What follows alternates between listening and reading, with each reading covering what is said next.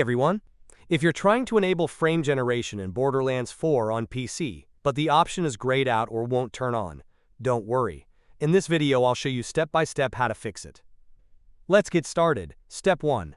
First, open the Start menu, go to Settings, click on System. Open Display. Scroll down and click on Graphics. Then click on Advanced Graphics Settings. Here, turn on Hardware Accelerated GPU Scheduling. This setting is required before frame generation can be enabled in the game. Step 2. Launch Borderlands 4. Open the Options menu. Go to the Visuals tab, then open the Advanced tab. Select your scaling method. For example, DLSS. Now enable frame generation. Click on Apply Settings. If you're still unable to activate frame generation after enabling it, simply restart your game. Once you relaunch, the option should now work correctly. And that's it.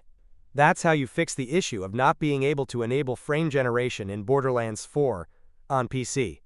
If this tutorial helped you, don't forget to like the video, subscribe and drop a comment letting me know if it worked for you. Thanks for watching, and enjoy smoother gameplay in Borderlands 4.